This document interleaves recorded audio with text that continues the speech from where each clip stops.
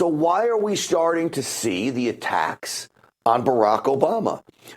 To me, it is clear that there are no such thing as coincidences. This is part of Tucker Carlson's interview, and then we'll talk about maybe why this is happening.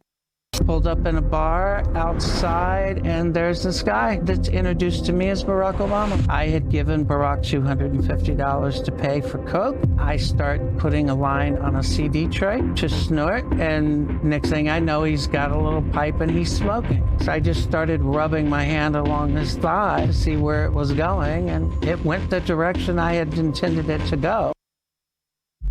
All right, whether you believe him or don't believe him, again, we have seen a series of attacks of Barack Obama over the last 3 weeks. I'll go through them all and try to figure out what's happening here.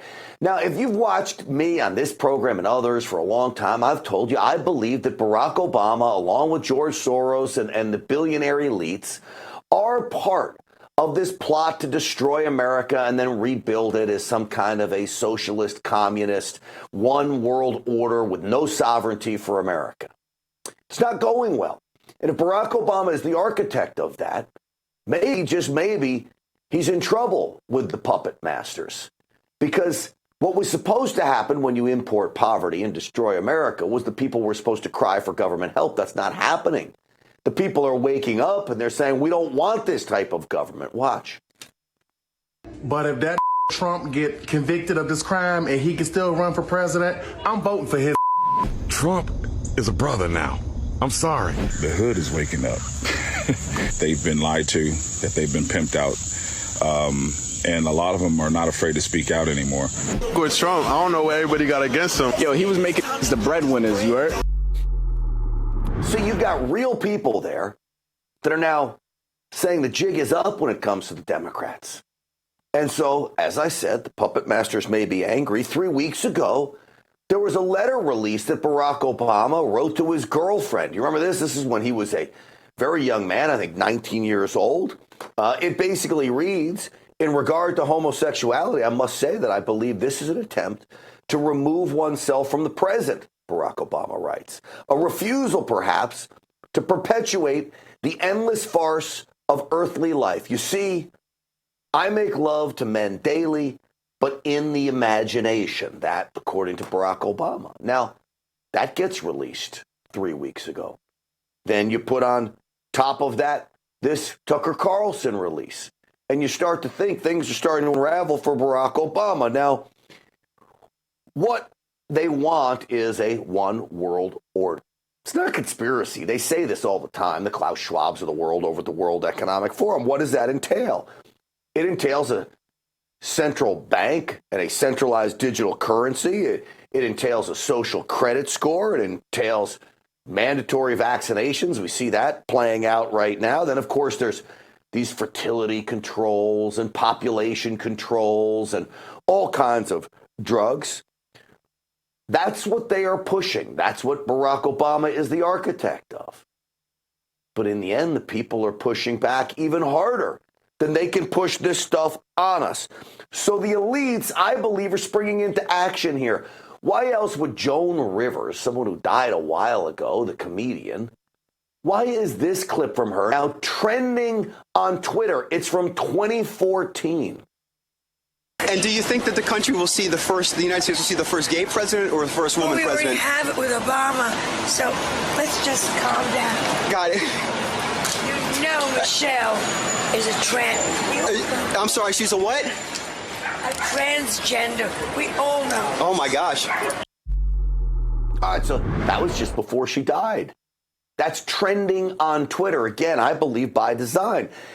Then there's Malik, Obama's brother, who is now a Make America Great Again. He's resurfaced over the last couple weeks. Do you see the trend here? You've got all of this anti-Barack Obama stuff happening all at once. Malik Obama goes on a podcast. He's there with General Flynn. And he's making news now. Any thoughts on this recent allegations or recent news reporting that he may like men? Okay, the issue of him liking men, I don't know, because I mean, you have to be intimate with somebody really to really know, what their orientation is. But I can't tell. I don't know. Well, he tweeted out that he did earlier, and he starts pushing Donald Trump. Again, a slam to Barack Obama. So if you believe that Barack Obama is the puppet master and really George Soros the one in control of the other billionaire elites running this new world order through the World Economic Foundation and the United Nations, all you have to do is go back to an old soundbite by Barack Obama. I always say jokes is truth. Watch this. Do you wish like you had a third term?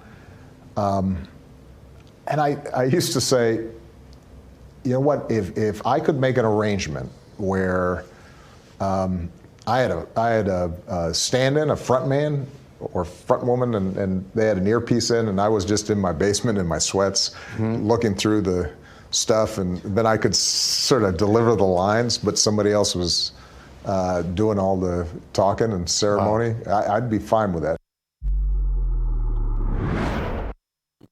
Sounds like what's going on today, doesn't it? So again, why over the last 3-4 weeks are they coming after Barack Obama with a vengeance? Again, they're failing. America's failing. If he's the general manager of all of this, he's not doing a very good job of it right now because Americans are waking up. Then there's the idea, though, the other side of this story. Tucker Carlson does this interview with this convicted con man saying Barack Obama was his gay lover. What happened to journalistic standards?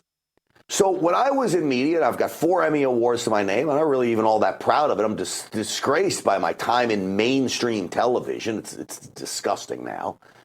But you used to have 3 sources, no more. So the media didn't cover this story, and I believe the media didn't cover this story because you didn't have 3 stories. But the media, the problem is, doesn't push the standards evenly. So if you need 3 sources for one, why wouldn't you need 3 sources for another? It's never evenly applied, the standards of journalism. There's one standard for Democrats. There's another standard for Republicans. Just look at the Russian collusion hoax that President Trump faced, and of course the China corruption that Joe Biden is actually involved with. Watch the media in action. Are you worried or concerned about the potential of collusion between elements of the Trump campaign and Russian intelligence services? Yes. Do you think he's guilty? I think he's crazy. I think he's guilty?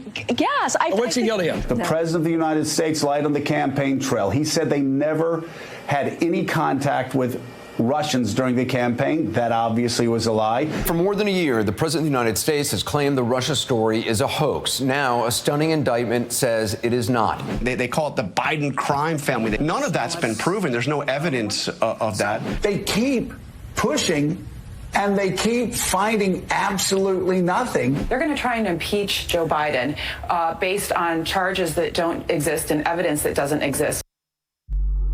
I mean, when it comes to journalism, that tells the whole story right there, doesn't it? Great job to the crew for putting that together.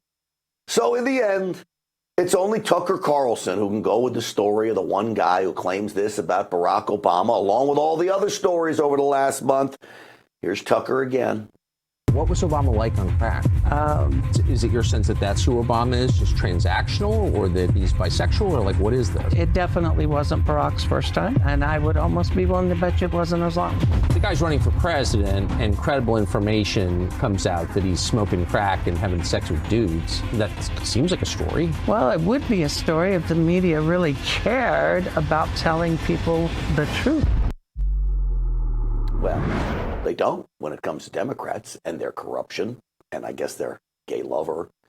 But there's another side to this, too. Maybe another possibility of why they're going after Barack Obama right now. Maybe this is all about Michelle.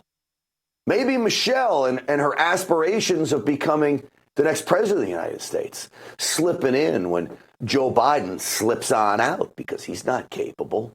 Maybe this is about someone trying to damage Michelle Obama. Maybe it's the Republicans. Heck, maybe it's Gavin Newsom's people.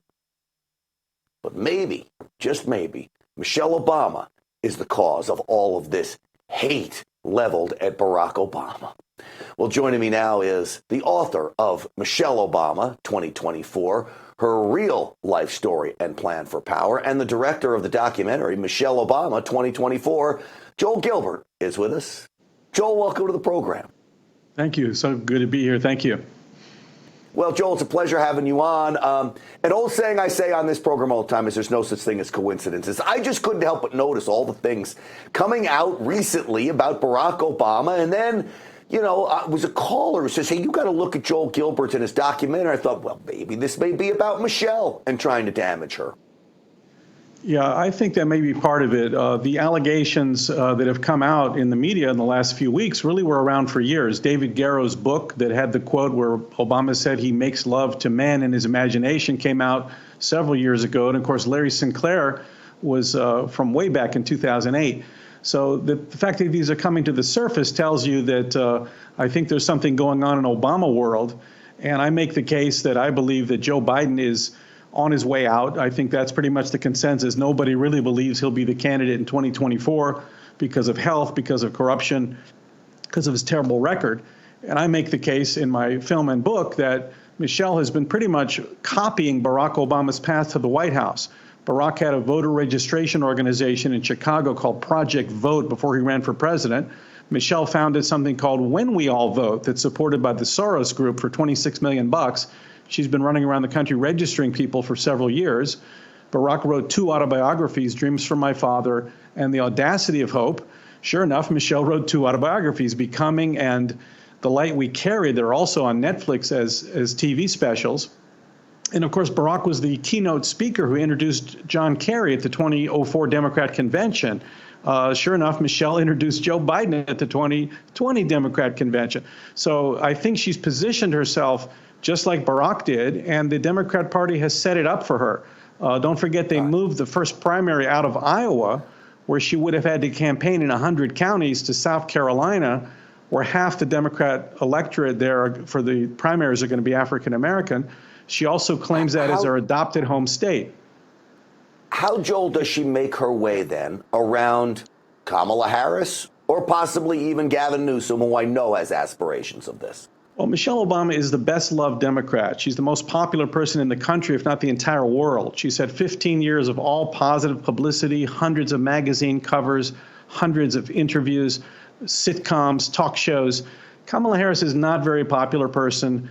Even the black community does not consider her to be black because her father's from Jamaica, her mother's from India, she grew up in Canada, so she's not really considered African American by the black community.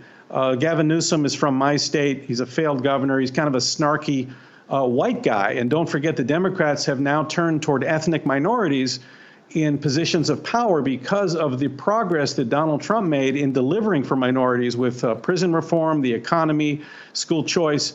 So the Democrats are desperate to keep their core voting groups of blacks and minorities. That's why they appointed the UN ambassador as a black lady, minority leader in the House, head of the Joint Chiefs of Staff, press secretary. Their message is rather insulting. If you're black, their message is, we look like you, so vote for us. That's their message. So Michelle just checks all the boxes. They're really not interested in white men anymore. All right. What's your predictions as they set up against President Trump? Clearly, I think Joe Biden's the easiest to beat. And I say this with the caveat that if the elections are fair and the systems are fair. I think Michelle Obama is very much like Hillary Clinton. She's despised by so many people. I do get that she's loved by many as well. Do you think she stands even a chance against a President Trump? Yeah, Michelle's a formidable candidate. She's been working on these minority groups and women outreach for years. So she's really been developing these constituents groups for years. She's very, very popular. She'll come in and say, remember how much you love the Obama years, and we never had any scandals. She'll appeal to nostalgia and say she wants to bring the country together again, and that's why she's running. So it'll be a difficult race, but I think my film and my book, I show Michelle's real story, where it shows that Michelle was running away from the black community as a kid. She ran away. Her and her brother refused to go to schools where there were all black kids and went an hour and a half away to study with whites. They were doing white flight. And then Michelle, as a professional in Chicago, she made 20,000 blacks homeless when she knocked down the projects at Cabrini Green to give away the land to these Democrat donor developers like Tony Rezko when Michelle worked for the mayor of Chicago. And then for the University of Chicago Medical Center, Michelle headed up the Southside Health Collaborative, and her job was to deny access to health care to black residents from the South Side. Michelle would do something called patient dumping, which was illegal. If you showed up and you're black at the hospital, she'd ship you back to the South Side to these crappy clinics. So the reality is Michelle has a terrible relationship with the black community. She was afraid of them growing up. They would beat her up and call her an Oreo, meaning you're black on the outside, but you're white on the inside. And she exploited them in her professional career. So I think my book and film really show who Michelle Obama really is. Well, if she were to get in the race, and I'm sure they would be going to your book and film to get the goods on Michelle Obama. Lastly, real quick, if you can, you've got the gay sex allegations. You said they are old, right? But they're all resurfacing now. The gay sex, Malik is coming out. You've got the letter. You've got the Joan Rivers segment that's from 2014 that's now trending on Twitter. Does any of this hurt Michelle? Real quick, Joel. It really doesn't. She is a pop cultural phenomena, and I don't think it hurts her at all. She uses those types of things to say that people are attacking her because of her race, because she's so insecure about her relationship with the black community. So I think Michelle's in great shape. I'm predicting in November Biden will drop out for health or other reasons, and that's when the party will turn to Michelle Obama, who's the only person who can get enough signatures and raise all the money she needs in a couple of weeks. Well, we shall see. Joel Gilbert, it's a pleasure having you on the program. I urge people to check out your book and documentary. Thank you so much for coming on today. Okay, salemnow.com or Amazon Prime Video. Absolutely. Salem Now, one of my employers. You can listen to my radio show out in L.A. every morning on AM 870. And Salem doing some great documentary work there as well. All right, the government is already gearing up to use AI, artificial intelligence, against you. The government, okay? I will show you what I mean next.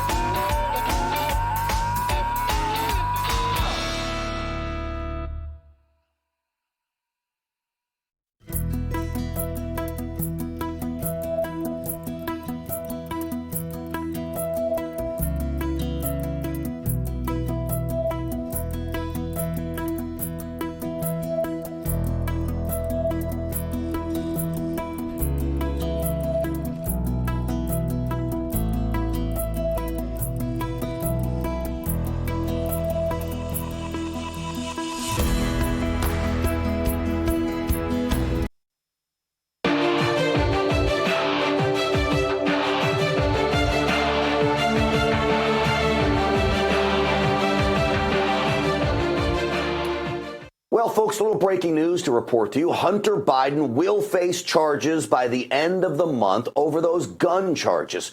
Remember, Hunter Biden clearly lied on that form to buy a gun when he said he wasn't addicted to drugs, and there's all those pictures of him that he is. Well, Weiss, the guy that first cut him the sweetheart deal, has now filed paperwork basically saying that they want to bring charges against him by September 29th. And so we shall see about this. Remember, Weiss is the one that gave him broad immunity to everything, including the gun charge. The judge says, not so fast. So now we'll get at least a gun charge against Hunter Biden. But that seems like a deck chair off the Queen Mary when it comes to everything that he has been accused of. This is how they played it on CNN, I believe. David Weiss intends to seek an indictment against Hunter Biden relating to gun charges by the end of the month, that according to a new court filing. Biden had previously reached a deal involving a gun possession charge that would have allowed him to avoid prosecution if he met certain conditions over a 24-month period. Once his plea deal, though, fell apart in court, the future of the gun deal has been in limbo. All right, so Wolf Blitzer reiterating basically what I just laid out for you. Some other news to report. Subpoenas are now flying. I'm still somewhat skeptical of all of this. These coming from James Comer and his oversight committee. Subpoenas headed to DHS Secretary Mayorkas, who will be ordered to turn over documents relating to Secret Service and Secret Service turning over witness testimony and witness statements to congressional investigators about Biden corruption. Somebody inside the Department of Homeland Security told Secret Service not to turn those documents over and put the kibosh on it. So they are now also subpoenaing a whole slew of Secret Service agents that they believe were involved in that. Those Secret Service agents will be questioned behind closed doors. Mayorkas not being subpoenaed to be questioned, only being subpoenaed to turn over documents. Now to maybe one of the most troubling stories that I've seen so far. The headline reads like this: that U.S. Special Operations Command is going to use AI to detect disinformation threats on social media. Now, we know that AI is already being used in all kinds of applications for war, but social media, check out the use of AI in Ukraine. We're already seeing drones being used in Ukraine that have all of the components needed to build fully autonomous weapons that could go out over the battlefield, find their own targets, and then all on their own attack those targets without any further human intervention. And that raises very challenging legal and moral and ethical questions about human control over the use of force in war. All right, finally you got control over it. I'm okay using AI for that kind of thing. But this article says AI is going to be used to detect emerging narratives on social media. And they will be able to respond to those emerging narratives with military force to neutralize disinformation threats. What does that mean? Have they seen my Instagram? I promise you, they are going to accuse me of disinformation when it is only the truth. They're going to neutralize me as a threat because they don't like what I have to say. See, with those in government power today, the deep state, disinformation to them has always been the truth now. They are claiming this is the tip of the spear to predict social media narratives before they gain traction. Now, part of this, they will be able to decipher between deep fakes. Deep fakes, I'm going to tell you, folks, is going to be a real problem. You tell me if you can tell the difference here. Watch. Especially our friends who are lesbian, gay, bisexual, or transgender. I visited with the families of many of the victims on Thursday, and one thing I told them is that they're not alone. So the one on the right of your screen is the real Barack Obama. I couldn't tell the difference. Could you? In fact, while I'm watching it, I'm asking producer Rob, which one is the real one? The one on the right. It's okay if you're used to decipher deepfakes, but what does it mean to go after emerging threats? That's what scares me. And the military? Come on.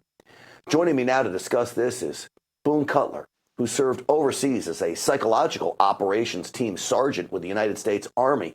He's also the co-author of the book, The Citizen's Guide to the Fifth Generation Warfare with General Michael Flynn, which touches on artificial intelligence. He's a friend of this program. Boone, it's great to see you.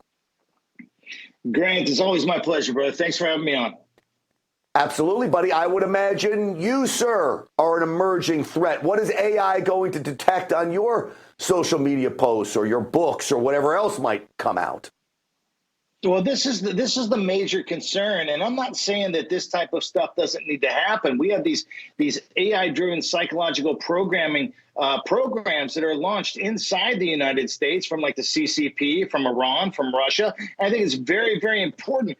This article right here just came out a couple of days ago. A friend of mine sent it to me. He says, "Hey man, what's the deal with this?" And I looked at it and I said, "You know what? Initially it looks like really, really a good thing because we have these foreign influenced AI systems that are really impeding a lot of people's cognitive battle space. But where is the legislative protections to protect Americans like you and me when something is going viral that we believe in, that Americans believe in, but then the DOD shuts it down, the United States Special Operations Command shuts it down? Where are the legislative protections for you and me?" That's what I have to say. What do you think it means? This article literally said that they will detect emerging narratives and use military forces to neutralize disinformation threats. What does that even mean? Well, primarily it means that there are, within the United States military, there is psychological operations. And within those psychological operations, what they're going to be able to do is identify where this emerging narrative is happening, be able to shut it down and putting out counter narratives at the same time. So we're not going to know what is a real grassroots movement that's being shut down and what is something that's a foreign power that's being shut down. And again, this gets back to the thing. People really need to get on the phone with their legislators because this is beyond anything posse comitatus. This is new ground in America. We do have threats coming over from social media, from the internet. AI-driven psychological programming is a very, very real thing. And we do need to deal with that. But at the same time, if something is organic within the United States and it's the American people, that should flourish because that's America, man. Yeah, and it gets down to, and always the problem is who's the decider? Who decides what's organic, who's not? Now this is going to be a computer deciding what's organic, what is possibly coming from an agent, from a foreign adversary.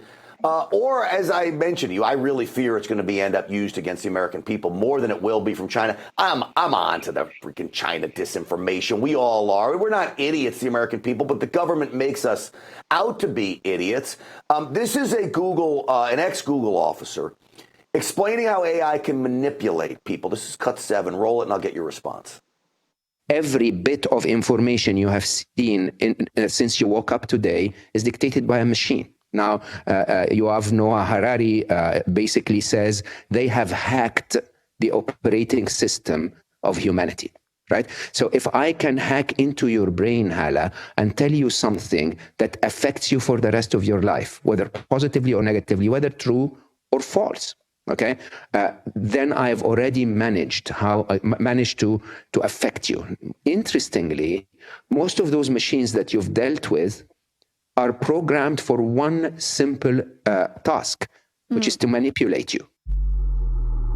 I mean, that's where the power comes. You manipulate someone. You break this down to the most simple level, Boone. Just have to go on Instagram and scroll. Instagram knows what you want to see. It throws ads what you're looking to buy. All of this is a computer. It's not some dude back there coming up with this stuff. Yeah, there's no way one person could cover down on the entire internet or all of social media. But what he said is exactly right. And there's a name for it. It's called AI-driven psychological programming. It's something we just spent 50,000 words explaining in our latest book in session 2 of the Citizen's Guide to Fifth Generation Warfare. And people really need to get attuned to this because it's not the robots that are going to take over our country. It's the AI-driven psychological programming that's creating dissension between families and communities and our government and our institutions that should be trusted or maybe should not be trusted but being forced to be trusted. This is where things really are. It's in the AI-driven psychological programming. I can't tell people enough about it because it's the thing that people are not looking at, and they need to start looking at very, very hard. Yeah, they sure do.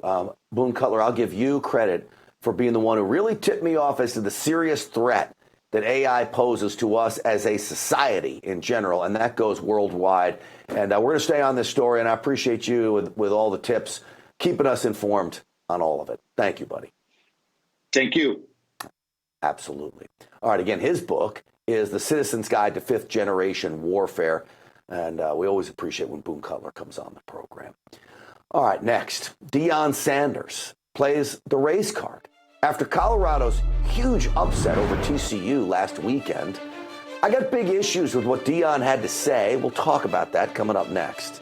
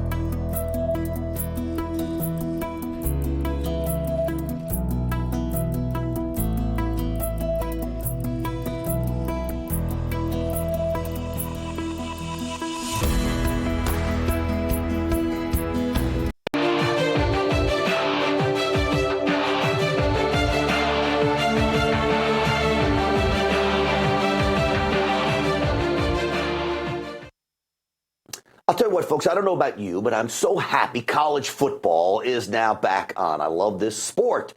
And so I was so eager to watch TCU. Colorado won because TCU was right down the road from me. I'm a fan of theirs, but I'm also a fan of Colorado, and I loved what Deion Sanders did with Colorado. Do you know he basically wiped the whole team out? He had, I believe, 86 new players, 50 of them transfers. SMU, which is only blocks from me here in Dallas, remember the death penalty for them? They haven't had a football program going back to the 80s. Deion Sanders wipes the whole thing clean, and he has this unbelievable 45-42 victory. Remember, TCU was the national champion runner-up last year. So I'm thinking, what a great story. This is great. He's got swagger. He's bold. Deion's fun to watch. And then I got to hear this. We're gonna continuously be questioned. because we do things that have never been done. That's the way our life has presented themselves. We do things that have never been done, and that makes people uncomfortable. When you see a confident black man sitting up here talking his talk, walking his walk, coaching 75% African Americans in the locker room, that's kind of threatening. Oh, they don't like that. But guess what? We're going to consistently do what we do because I'm here and they ain't going nowhere. And I'm about to get comfortable in a minute. All right. He wants to go by Coach Prime. He's 56 years old. It's a little really silly, quite frankly. What is it with the black stuff? So I promise you, from the bottom of my heart, I was watching that game. I never once considered that Deion Sanders a black coach. And boy, that really worries me. And look at all those black coaches on the side. I was rooting for him to win, even though I like TCU, because I thought the story was an unbelievable story. And it just shows you that smarts and hard work can pay off. And he brings race into this. And you know he was talking about guys like me on networks like this. We're the ones who must be so intimidated by black coaches. No, we're not. We don't even think about this. So I started to do a little research on Deion Sanders. Neon Deion, as they used to call him here in Dallas. Well, he's got a history of these racist comments. Now he throws them in there as little jokes. But listen to this. Different positions are different. Like O-lineman, I look for dual parent homes, right? A strong father that they adhered to, right? Smart kid, at least 3.3 and above. You're also describing Hurts. Yeah, tough. Well. I mean, physical. I mean, offensive lineman. Defensive lineman is totally opposite. What do you mean? Single mama, trying to get it. He's on free lunch. I mean, I'm talking about just trying to make it. He trying to rescue mama. Like mama barely made the flight. All right, so it's funny and all right, except it steeps in racism. It stinks of it. It is all the racial stereotypes that were put on football players back in the 1970s that he's literally doing right now. Defensive lineman, he wants the mean grunting, the spit drooling out of their mouths from a single mother household who's mad at society. You know what he's saying. The offensive lineman, he wants them smart with a strong father figure. Well, who plays offensive line and who plays defensive line? You don't see many white defensive linemen. There are a few. You see a lot of white offensive linemen. He said the same thing about quarterback. He said he wanted a 3.5 grade average quarterback. Now, these are the kind of comments that pushes divide because they're quiet. You don't even know they're racist when you're listening to them. So Deion's got a history of all of this. I wish he'd lighten up on the race thing. You know who else says he wishes he'd lighten up on the race thing? A guy by the name of Jason Whitlock. You've seen him. He works over at The Blaze. I see him on ESPN all the time, sports writer, but is delving into politics. Watch what he had to say about all this. Deion coming in and taking advantage of it and is just going to turn the whole thing into that every day you're basically recruiting your kids, even while you're coaching them. Even while they're there, you're recruiting them every day. It's making coaching a lot harder. And Deion is sitting there with the force of his personality and celebrity. It's the disruption. It's not the skin color, Deion. It's the disruption. Well, it certainly is a disruption. But you know what's going to happen, Jason, is the mainstream media is going to give Deion Sanders a pass in all of this. Deion Sanders talked about 75% of his players are black. Last I checked, looking at any Division I program worth its weight in gold, all right, or any NFL program, 75% black is an understatement. They're all black. And I don't care. All I want are the best players on the team. And right now, it sure seems like black athletes are excelling in football and other sports for that matter. And I don't care. I just want my team to win. I don't care if the coaches are black, if the players are black. I don't care. But Deion Sanders clearly does, and it pushes a racial divide. You know who else cares? The mainstream media. Over and over again, they push this nonsense. Watch. Well, systemic racism has been going on in the league for decades. While owners love primarily black bodies brutally beating each other on the field to increase their sweet bottom line, they don't believe black minds are intelligent enough to lead their orgs to success, despite black coaches having a winning record overall. That is such bullcorn. And first off, black players on the field beating each other to a pulp are making millions upon millions of dollars. I don't think anyone's arms are being twisted there. It goes on. Here's another one. The truth is there are 31 white billionaire owners, and many times they hire what's familiar to them, to the things that feels comfortable to them, or who their friend thinks he likes, or someone that's recommended to them by another one of those people that can be in the room with them. See, there's not people like me in that room, and as somebody who has sat across from these owners and listened to the way that they talk about players, I know that they don't see players as equal. That's baloney as well. When it comes to capitalism, I'm going to tell you something, folks, especially in professional sports. These owners don't care what color you are. They only want you to be able to win. If you're a coach that can win, you're hired. If you're a player that can win, you're hired. Color doesn't mean anything except one color, green. That's the only color that means anything to them. And that's the only color that should mean anything to them because they're capitalists and it's a business. All right. Speaking of another great color, by the way, I told you my two favorite colors are green and gold. Green for the money, gold for the honey, and gold for gold. You should be thinking about protecting yourself with gold today. My friends over at Birch Gold can help you do that. Here's how you get them. Just text America to the number 989898, and my friends at Birch Gold will get back in touch with you. They can help you take some of your existing IRA, turn it into a precious metals IRA, put you on a program to start buying gold you can hold as an inflation hedge, maybe as a privacy and security tool. With the government overreach we're seeing now, only gold provides you with the safety and security that no other commodity can. Put it in your gun safe. Hide it in your backyard. Bury it there, right? Just start collecting gold today. My friends at Birch Gold can help you do it. Again, text America to the number 989898. All right, folks. Jack Smith is reportedly preparing new charges against President Trump again. You gotta be kidding me. We'll talk about it.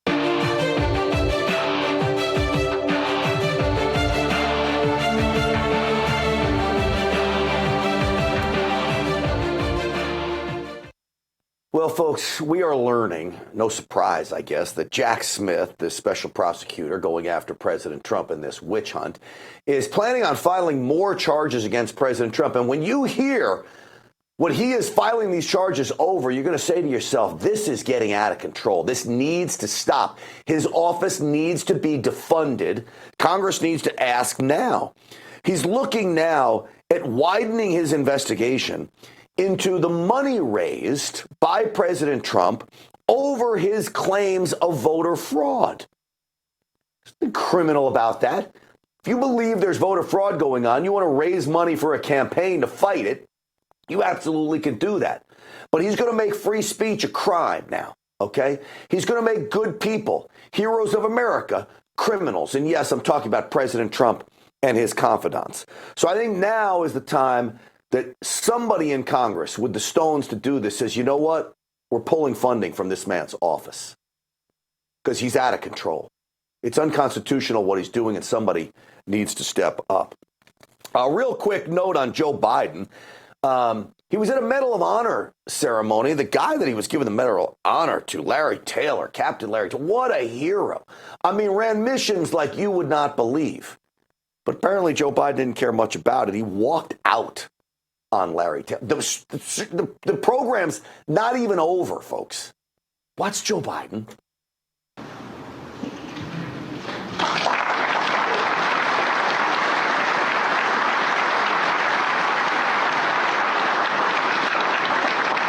So, folks, here, there's still the invocation that's supposed to happen. And then Biden just says, I'm done, I guess. And he wanders through the crowd. That's not even the way he's supposed to exit. People are looking at him like, where are you going? And he just decides to leave. That's Joe Biden for you. And there's the poor Medal of Honor winner saying, where'd the president go? That's who our commander-in-chief is. All right, folks, I want to bring in a very good friend of this program to talk about all of you and how you can benefit from a government program right now that, quite frankly, if you're a small business owner, you better be taking advantage of this. I did, my trucking company, and these guys over at covidtaxrelief.org helped me get this done, and I got a lot of money coming back on the way. And I want to bring in Jason Brown from covidtaxrelief.org to the program. Jason, welcome. Grant, good to see you. Thanks for having us. Jason, you and I have talked about this employee retention tax credit. Quite frankly, I get complaints from people that I took the PPP loan. Oh, Grant, you're a big conservative. How are you going to go back? I said, this money's there. It's not going back. It's our taxpayer dollars. How do you capitalize on it, Jason? And is it too late to get in on all this? Well, look, first of all, amid all the craziness that's going on in our country right now, it's sometimes good to be the bearer of good news once in a while, Grant. And this is a huge win for business owners. This is the last COVID stimulus money available to business owners. This is part of legislation that President Trump put into effect before he left office. He wanted to make sure that this money went to those folks that are actually providing jobs during the pandemic, right? And look, the way that as a business owner you want to look at this is this is a way for you to get back a portion of the W-2 wages that you paid during 2020 and 2021. And granted, it's no small amount. It's up to $26,000 per employee. It's not a loan that has to be forgiven or paid back. It's not a grant that's free money, but you're told how you have to spend it. You can put it in your business, take distribution. You can help your employees. You can do whatever you want with those funds. So the best way to see if you qualify is to go to covidtaxrelief.org. Again, covidtaxrelief.org. Get on the phone with one of our representatives. We will walk you through. And Grant, you went through this. It's about a 10-minute questionnaire that directly parallels the qualification guidelines that the IRS has laid out for this program. We're not going to waste your time. If you don't qualify, we'll be able to tell you if you qualify and roughly how much you would qualify for.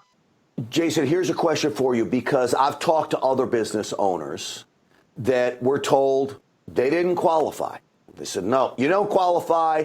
And then they've talked to you guys, and you said this is absolutely not true. And what they told these business owners the first time around was like not even adherence to what the law actually says. They were mistaken. How big of a problem is that? If someone tells you you don't qualify, you most certainly could. Well, you could. Again, we actually find that quite a bit because, number one, the program is complex. The initial legislation grant, hundreds of pages, and of course, it's written in attorney language. It's hard to understand, but it's also gone through multiple changes and overhauls. So, look, in defense of the person who told you didn't qualify, maybe you really didn't when you talk to them. But the program has changed. And what's crazy is every change that the IRS has made to this program has been to widen the funnel, allow more businesses to qualify. In fact, they even increase the amount of money that a business owner could qualify for. So it's definitely worth 10, 12 minutes of your time. Go to covidtaxrelief.org. And again, worst case scenario, you find out you didn't qualify. But because of all the changes and the misinformation that is out there, you need to take another look at it for sure. All right, I know I've talked to you before. The average business owner gets back a couple $100,000. That's serious money. Is it a case of no business too small, no business too big for you? Well, there are limitations on how big your business can be. It's only up to 500 full-time employees. Now that's full-time. So you can have unlimited part-time. So we do find businesses with a few hundred full-time employees, and then thousands of part-time. It's fine. But on the smaller side, yeah, we have businesses with 2, 3, 4 employees that are getting $75,000, $100,000, and that's a game changer for them. Man. The reason I bring you on and to talk about stuff like this, I know we have so many small business owners. Listen, you guys helped me, and it's a big help to my family too to get this money back. And Lord knows we've been paying taxes long enough. It's nice to get a little piece of it back. Jason Brown, I appreciate you coming on tonight. Remember, folks, visit covidtaxrelief.org and see if you qualify. It costs you nothing up front, and there could be $26,000 per employee waiting for you. Remember, I told you the average business, $200,000. This is great stuff. All right, folks, coming up next, Anthony Blinken stops at McDonald's in Ukraine to talk about the war. Seriously, we have the video for you. He goes to McDonald's.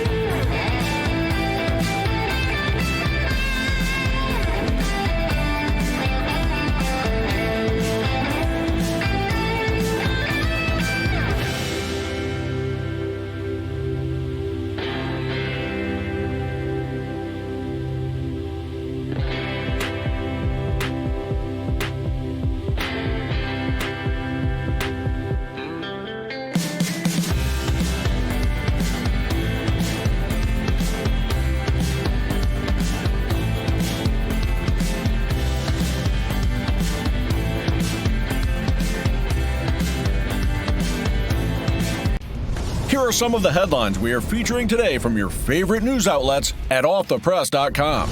Congress is returning to work after its long summer holiday, and it faces some big challenges. First, House Speaker Kevin McCarthy has to decide if he wants to move on impeachment proceedings against President Biden.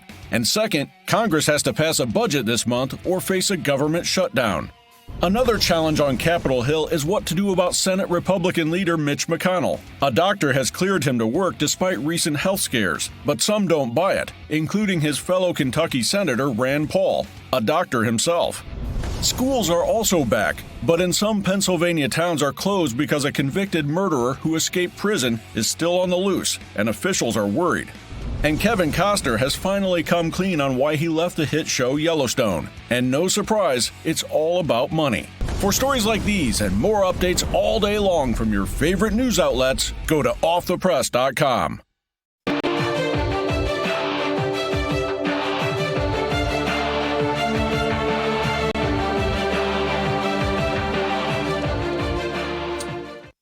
Well, folks, so we know the war in Ukraine continues. I thought it would be more serious that if you're the Secretary of State, you wouldn't go visit a McDonald's in Ukraine unless life is moving along as usual. I don't know. This is Secretary Anthony Blinken in McDonald's in Ukraine. Where I used to live in Washington, we had a McDonald's around the corner. Very good breakfast sandwich. Very good. When I was a student, my best hangover food was actually to go to McDonald's. Well done. I'm sure that was a rare, very rare. Very, very rare, of course. Do you know how ridiculous that is? Like, the media is fawning over them as he's eating fries. Now, I will tell you, I love McDonald's fries. I haven't had any in 5 to 6 years. I don't eat at McDonald's anymore. I try to stay in shape. But the Secretary of State eating in McDonald's, having a meeting with whoever his counterpart is there? Come on, folks. This is too much. All right, folks, that's going to do it for us tonight. Hey, special note. President Trump is set to speak here on Friday evening, so make sure you stay tuned for that. During the show, so we're going to do some coverage, and then if he comes out, we'll take President Trump during the show, so that should be great. The podcast is out as well. Boy, I dive in to Joe Biden on vacation, his 380 days. It just dropped today, so I urge you, go to the website, GrantStinchfield.com, or anywhere you get your podcast, Spotify, Apple, Podbean, you name it. Subscribe to the podcast there. Just type in Stinchfield, and it'll come right up. Folks, I so appreciate all of you. Stinchfield's Army rolls because of you. And more importantly, I never thank the crew. Everybody back behind the glass. Thank all of you for making the show go so smoothly and my job so easy. It's going to do it for us. See you here tomorrow night, folks. Take it easy.